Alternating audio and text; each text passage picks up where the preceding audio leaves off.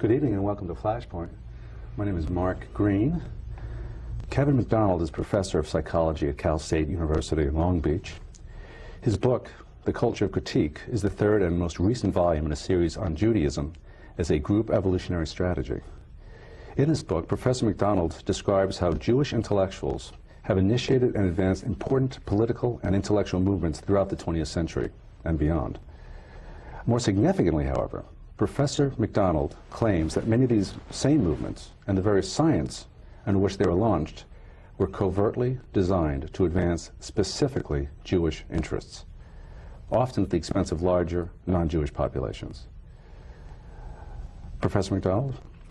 Glad to be here. Nice to see you. Yeah. Well, first, a scientific question. What is meant by group evolutionary strategy? Well, a group evolutionary strategy is basically a way for a group to get out in the world. And so when you study a group evolutionary strategy, you basically try to see how the group organizes itself, how it prevents group members from cheating, doing things that interfere with group interests. Mm-hmm. And how, for example, it prevents intermarriage, so that it keeps the gene pool pure, as it were. Mm-hmm. So those are the main things. For example, speaking about Judaism, over the centuries, it was quite common for Jewish groups to regulate the business practices within the group and between Jews and non-Jews. Mm-hmm. So that would be a very important area for maintaining their economic niche. Mm-hmm. And there was a concept of evolutionary strategy. That's part of evolutionary psychology, which is the larger scientific focus. But it's a widely accepted concept within the... I think evolutionary psychology is getting more and more acceptable within mainstream psychology now. Mm-hmm.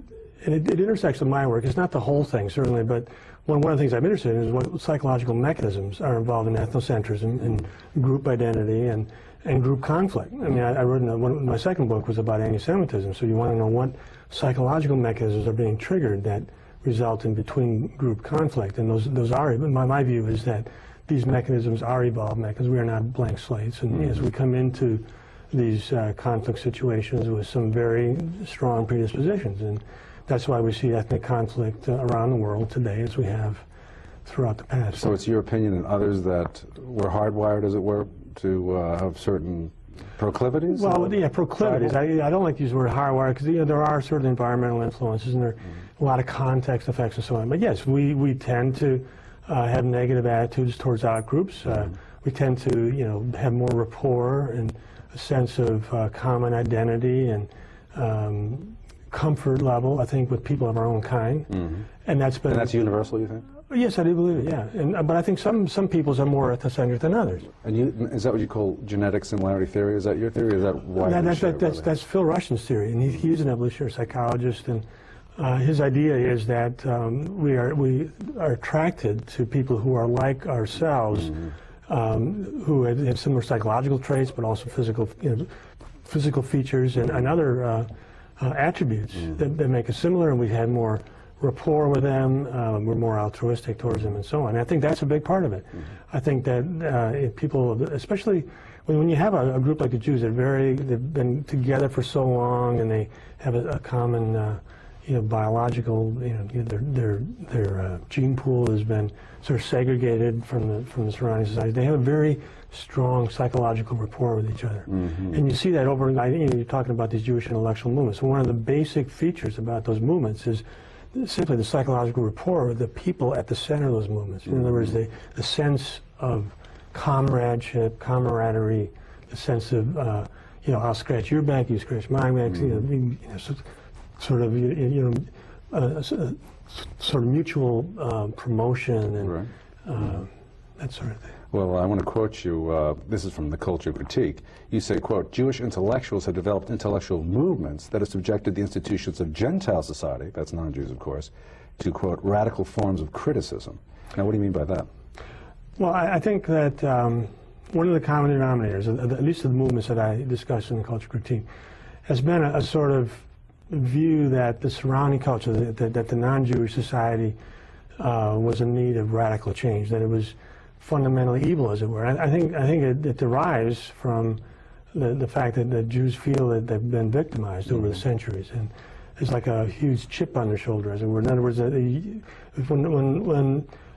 someone who strongly identifies as a Jew, when they look back at history, they think of it as a series of persecutions. You know, when they think of the Middle Ages, they don't think of cathedrals and saints and pilgrimages. They think of, you know, crusaders killing Jews. They think of persecutions. They think of the Inquisition. You know, when they think of the Tsar, they don't think of, you know, palaces or whatever the good things that the Tsar did. They think of the anti-Jewish laws of the late 19th century, that sort of thing. And so there's always this sense that they've been victims for the last 2,000 years in Christian society. And so, you know, when they came to America, there was some anti-Jewish attitudes, and I think those attitudes were, you know, fairly subtle by historical standards. We didn't have any pogroms, we didn't killing Jews, but at the same time, if Jews wanted to join a country club, they wanted to go to a hotel, maybe there was sort of, you know, sort of subtle anti-Jewish attitudes, especially among sort of, well, I think it was pretty common until after World War II, actually. But well, that sort of thing was then, as soon as that happens, it's sort of put in the psychological bin of this is the long part of the long history of Western culture that culminated in the Holocaust. Well, they would naturally say, "Can you blame them?" What do you say? Well, I think that's a reason. It's not unreasonable. I think that's it's understandable, and that's what I'm trying to say. That when you want to understand this, you have to understand the psychological mechanisms involved. And from their point of view, you know, they see Western culture as an out-group culture. It is the culture of the other, you know, and it's they have a very positive attitude in general towards Judaism. And one of the things I tried to do in the culture critique, in every chapter where I claimed that there was a Jewish intellectual movement, I think the first thing I had to establish was that the people at the center of it were strongly identified Jews. Well, I want to ask you, they took Jews very seriously. Well, I want to ask you now about those numerous significant movements, to say the very least. But what do all these intellectual movements have in common besides Jewish leaders and a Jewish core of disciples? Is that basically it right there? That is certainly an important. That's, I think, the main thing. That you have the people at the center of the movement are strong identified Jews who have a sense of pursuing specific Jewish group interests. You know, for example, psychoanalysis, deeply concerned with anti-Semitism, wanting to eradicate anti-Semitism. Look at the Frankfurt School. And psychoanalysis, attempting to erect these psychological theories that any kind of prejudice against an outgroup, like Jews, was a pathology, a psychiatric disorder. But you're leaving one other thing out too, and that is the role of deception. Well, certainly there was some of that. In general, these movements that were not advertised as Jewish movements. I mean, they were advertised in sort of universal terms. If you think of leftist political ideology, or even psychoanalysis, there's nothing in psychoanalytic theory that talks about Jews. I mean, so it's all you're talking about neuroses and this and that. But when it came to understanding, you know, ethnic hostility, it was viewed as a pathology. But there was no attempt to really understand Jewish ethnocentrism either. You know, in other words, psychoanalysis never came up with a theory of Jewish ethnocentrism. The Jews were sort of outside the process. The attempt was to sort of put Western culture and people who had negative attitudes towards Jews, put them on the couch, make them sort of the problem. So it was sort of like Marxism, which we'll get to in a moment. The Jews are given sort of a privileged status, and whereas Christians were persecuted under the communists, this is following the Russian Revolution, if I understand you correctly, they accorded room for people to maintain a Jewish identity in post-revolutionary Russia, for instance, and elsewhere? Actually, Marxism is very interesting from a standpoint of a Jewish intellectual movement, because there's no part of Marxism that talks about Jews. I mean, it's universal. It's about class struggle. And yet, in the post-Soviet Union, it was, you know, they came to grips with these various national groups, including Jews. So Jews were allowed to keep their identity in the post-Soviet world, and of course, many did. I mean, when 40, 50 years later, when you started to have people wanting to emigrate to Israel and so on, these people still had very strong Jewish identities. They didn't, you know, Judaism didn't stop in the Soviet Union, far from it. But it always had this veneer of universalism. And so